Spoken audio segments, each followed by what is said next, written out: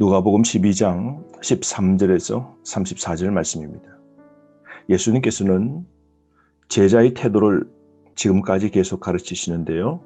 오늘은 소유와 재물에 대해 취해야 할 태도를 말씀하십니다. 15절 말씀에 삼가 모든 탐심을 물리치라. 사람의 생명이 그 소유에 넉넉한 데 있지 아니하리라 말씀하십니다.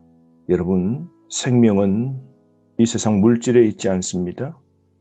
큰 죄는 바로 탐심입니다. 우리는 이것을 삼가야 됩니다. 그리고 물리쳐야 됩니다. 이중적으로 우리에게 명령하고 계시는데요. 귀담아 들어야 됩니다. 소유와 삶의 집착을 포기하는 게 결코 쉬운 일이 아닌 것이죠. 그러므로 여러분, 탐심을 경계해야 합니다. 욕심을 버리고 자족하며 어떤 형편에서도 감사하며 살아가야 되겠습니다. 오늘 시대에 우리를 유혹하는 세상의 헛된 물질의 영광들이 너무 많습니다. 주식과 땅에 대한 투기들이 굉장히 심한 시대입니다. 영끌이라고 영혼까지 끌어모아 투자하는 영끌 투자가 오늘날 붐인 시대를 우리는 보고 있습니다. 오늘 시대도 동일하게 주님이 우리에게 경고하시는데요. 귀담아 들어야 됩니다. 삼가 모든 탐심을 물리쳐야 됩니다.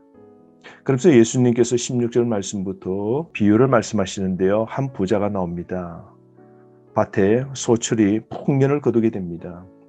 그러므로 그 사람은 내가 곡식을 쌓아둘 곳이 없으니 어떻게 할까 고민하다가 곡간을 다시 크게 짓습니다. 그리고 곡식과 물건을 거기에 쌓아두게 됩니다. 그러면서 이제는 자신에게 이렇게 말합니다. 19절 말씀, 영혼아 여러 해 쓸 물건을 많이 쌓아두었으니 평안히 쉬고 먹고 마시고 즐거워하자라고 말합니다. 이 부자는 내가 라는 이 단어들을 5번씩 사용하고 있습니다. 17절에 내가 곡식을 말하고요. 18절에 내 곡간, 내 모든 곡식과 물건, 내 영혼이라고 19절에 또한 나와 있습니다. 그러므로 이 사람은 넷밖에 모르는 사람입니다. 즉 이런 사람이 바로 자기중심적 삶의 태도를 가진 사람 아니겠습니까? 탐욕스러운 부자죠. 엄청난 복을 받은 것을 하나님께 감사했다는 것은 나타나지 않습니다. 유일하게 이 사람의 낙은 물질에서 행복을 찾는 것입니다. 그러고는 그 곡식과 물건이 창고에 가득 쌓아졌을 때 그는 득이양양합니다. 재물을 쌓았다고 미래의 행복이 보장되는 건 결코 아닌데 말이죠. 이 사람은 이제 모든 미래도 다 안전이 보장되었다라고 착각한 것이죠. 그 착각이 드러납니다. 20절 말씀, 하나님은 이르시되 어리석은 자여 오늘 밤에 내 영혼을 도로 찾으리니 그러면 내 준비한 것이 누구의 것이 되겠느냐. 하나님께서 탐욕스러운 부자를 이렇게 부르십니다. 어리석은 자여. 전적으로 자기 자신을 위해서 산 사람을 어리석은 자로 부릅니다. 영혼이 오늘 밤에 끝날 수 있음을 모르는 무지죠.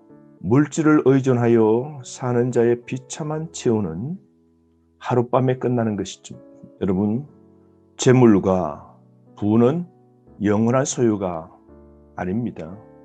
그렇지 않습니까? 그러므로 우리는 늘 기억해야 됩니다. 내 인생, 내가 주인이 아님을 우리는 자각하며 살아야 됩니다. 우리는 하나님으로부터 맡아 관리할 청직임을 평생 잊지 말아야 됩니다. 주님이 오늘 밤이라도 우리의 생명을 부르신다면 10원 하나 가져가지 못하고 이 땅을 떠나야 할 나그네의 존재임을 결코 잊지 말아야 될 겁니다. 그러면서 예수님께서 21절에 자기를 위하여 재물을 쌓아두고 하나님께 대하여 부요하지 못한 자가 이와 같으니라 말씀하시죠. 이 부자는 재물은 잘 관리했으나 하나님과의 관계에는 실패한 것이죠. 하나님에 대해서 부유한 자가 누구입니까? 재물을 자신만을 위해 사용하지 않는 자고 그 재물을 가지고 가난한 자를 위하여 사용하는 자입니다. 이기적이 아닌 이타적으로 재물을 잘 사용하는 사람이죠. 그러므로 오늘 주어진 물질을 가지고 하나님께서 맡겨주신 그 물질을 가지고 악한 목적으로 사용치 않고 자신만을 위하여 살지 않고 선한 목적을 위하여 사용하는 자가 진정한 부자가 되는 것이죠. 그러므로 여러분 잊지 맙시다.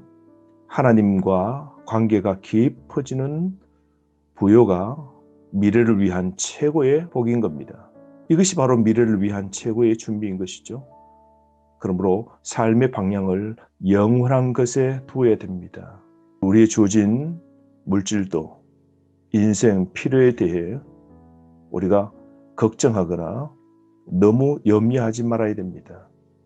전적 모든 건 주님 한 분밖에 없음을 우리는 기억해야 됩니다. 물질이 우리의 전부가 아님을 명심하며 살아야 됩니다. 그러면서 예수님께서는 22절부터 34절까지 제자는 필요에 대해서 염려하지 말라고 말씀하십니다. 먼저 22절 말씀에 목숨을 위하여 무엇을 먹을까, 몸을 위하여 무엇을 입을까 염려하지 말라 그럽니다. 그러므로 제자는 기본 생활 문제로 염려하지 말아야 됩니다. 음식과 의복에 대해 걱정하지 말라 하시는 말씀을 귀담아 들읍시다. 생명과 몸, 물건보다 더 중요한 것이죠. 그러면서 예수님께서 24절 말씀 까마귀를 생각해 보랍니다. 까마귀는 심지도 아니하고 거두지도 아니하며 골방도 없고 창고도 없으되 하나님이 기르시나니 너희는 새보다 얼마나 귀하냐 말씀하시죠. 까마귀를 하나님께서 먹이십니다. 까마귀는 쓰레기를 뒤지는 탐욕스러운 부정한 새입니다. 하물며 하나님께서 세상 사람도 별로 관심 갖지 않는 부정한 새에게도 이렇게 돌보시는 하나님이시라면 하나님의 백성인 자녀인 저와 여러분을 돌보고 먹이시지 않겠습니까? 까마귀보다 제자를 먼저 먹이시는 하나님을 절대로 잊지 말아야 됩니다. 그러므로 여러분 하나님은 믿는 자를 절대 버리시지 아니하심을 기억해야 됩니다. 25절 말씀 너희 중에 누가 염려함으로 그 키를 한 자라도 더 할 수 있느냐 염려하지 말랍니다. 사람의 키 우리가 염려한다라고 더 크지 못하는 것처럼 여러분 걱정은 지각 없는 행동입니다. 이 세상은 썩고 불안전합니다. 그러므로 염려하게 되면 염려라는 단어 뜻처럼 염려는 분열이고 염려는 찢어 놓는 겁니다. 그러므로 마음이 분열되고 찢기면 우리 심령은 평안을 잃게 됩니다. 그러므로 여러분 자족합시다. 하나님의 보호를 신뢰합시다. 염려로 좁아진 마음을 열고 믿음의 눈으로 하나님을 보아야 됩니다. 27절 말씀에 백합화를 생각해 보라고 말씀하십니다. 실도 만들지 않고 짜지도 아니하느니라. 그러나 내가 너희에게 말하노니 솔로몬의 모든 영광으로도 입은 것이 이 꽃 하나만큼 훌륭하지 못하느니라. 백합화 들풀도 하나님께서 입히시죠. 제자는 꽃보다 훨씬 더 가치 있는 존재입니다. 하나님께서 입히실 겁니다. 그러므로 여러분 내 생각과 관심을 하나님과 하나님 나라에 집중시켜야 됩니다. 그러면 하나님께서 백합화와 들풀보다 더 귀한 제자는 하나님이 입히시고 하나님이 책임져 주시는 겁니다. 작은 풀 하나에도 관심 두시는 창조주 하나님께서 자녀인 제자들과 주를 따르는 저와 여러분 우리의 삶 주님이 모든 걸 입히시고 돌봐주심을 명심합시다. 그러므로 29절 말씀 하나님의 돌보심을 의심하지 말랍니다. 너희는 무엇을 먹을까 무엇을 마실까 하여 구하지 말며 근심하지도 말라라고 그럽니다. 왜냐하면 30절 너희 아버지께서는 이런 것이 너희에게 있어야 할 것을 아시느니라. 31절 다만 너희는 그의 나라를 구하라. 그리하면 이런 것들을 너희에게 더하시리라. 여러분 하나님께서 우리의 필요를 아시기 때문입니다. 생계와 먹을 것과 마실 것에 관심보다 주님의 일에 중심 둡시다. 필요를 채워주시는 하나님의 능력을 신뢰합시다. 하나님을 의지하는 마음이 중요합니다. 우리는 먼저 하나님 나라를 구합시다.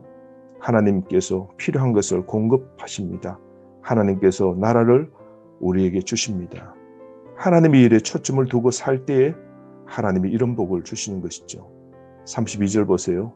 적은 무리여 무서워 말라 그럽니다. 많은 다수의 무리가 아닙니다. 믿음으로 살고 하나님께 인생을 맡기고 먹이시고 입혀주시고 하나님 나라를 주실 그 주님을 의지하는 사람은 적은 무리입니다. 우리가 이 믿음의 적은 무리에 포함된다면 무서워하지 말아야 됩니다. 왜냐하면 너희 아버지께서 그 나라를 너희에게 주시기를 기뻐하시니라 말씀하고 있지 않습니까? 제자는 다른 사람의 필요를 채워주는 일을 해야 합니다. 그러므로 우리에게 주어진 가방에 진짜 보물로 채우는 삶을 살아야 됩니다. 가장 확실한 투자는 바로 구제하는 삶입니다. 33절 너희 소유를 팔아 구제하여 낡아지지 아니하는 배낭을 만들라. 곧 하늘에 둔 바 다함이 없는 보물이니 거기는 도둑도 가까이 하는 일이 없고 점도 먹는 일이 없느니라. 34절 너희 보물이 있는 곳에는 너희 마음도 있느니라. 그러므로 사치하는 삶은 마음이 세상에 있는 겁니다. 오늘 눈에 보이는 소유를 의지할 것인가? 아니면 눈에 보이지 않지만 만물의 소유의 주인 대신 하나님을 의지할 것인가? 여러분 선택합시다. 오늘 주님을 의지하고 먹이시고 입히시고 우리의 영혼을 주관하시는 하나님을 전적으로 의지하며 소유와 재물에 관한 분명한 믿음의 가치를 두고 살아가는 저와 여러분 되기를 바랍니다. 오늘 자족합시다. 있는 바로 족함을 알고 더 탐욕 부리지 말고 더 가지려고 하지 말고 어떠한 형편에서도 자족하는 믿음의 삶으로 채워가길 주의 이름으로 축복합니다. 하루 말씀으로 승리하십시오.